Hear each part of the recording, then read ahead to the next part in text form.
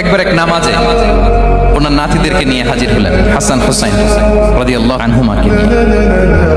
তো নামাজের এক সিজদায় বিশ্বনবী এমন লম্বা সময় সিজদায় পড়ে রইলেন, মাথা আর উঠান না। মুসল্লিরা তো অবাক, সাহাবারা ভাবলেন হায় রে, নবীজি অসুস্থ হয়ে গেলেন নাকি, অথবা ওহী নাজিল হলো নাকি। নামাজ শেষে সাহাবারা জিজ্ঞেস করলেন, ইয়া রাসূলুল্লাহ, আপনি কি অসুস্থ হয়েছেন নাকি ওহী নাজিল হচ্ছিল? এত লম্বা সিজদা দিতে তো কখন দেখি নাই। বিশ্বনবী বললেন, না না, কুল্লুন যালিকা লাম ইয়াকুন, কোনটাই না, বরং ওয়ালাকিন নাবনি ইরতাহালানি, আমার নানা ভাই হাসান হুসাইন সিজদারত অবস্থায় আমার পিঠের উপরে উঠে বসেছিল।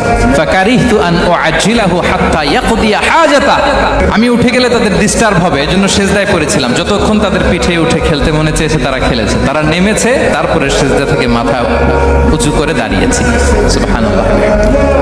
তো আমরা কাঁধে নিয়ে খেলবো তো দূরের কথা, আমরা অনেকে বাচ্চাদেরকে মসজিদে দেখলেই রেগে যাই, না নাই? অনেক মুরব্বীরা আছে মসজিদে বাচ্চা দেখতে পারে না, দেখে হ্যাঁ খিটখিটে মেজাজের হয়ে যায়, রিয়াক্ট করে। আলহামদুলিল্লাহ গত অনেক বছর ধরে বাংলাদেশে এটা নিয়ে আমরা কন্টিনিউয়াসলি বলেছি যে না, শিশুদেরকে আপনারা মসজিদে আসলে ধমক দিবেন না, ভুল করলে, আওয়াজ করলে, চিৎকার করলেও তাদেরকে বকা দেওয়া যাবে? বলেন। আজকে যদিও বকা খেয়ে মসজিদ থেকে ফিরে যায়, আর কোনোদিন মসজিদের দিকে পা বাড়াবে? ও যাবে ক্লাবে, হ্যাঁ, ও যাবে গানের কনসার্টে, আর ফেরাতে পারবেন মসজিদে? আর আসবে না। খবরদার।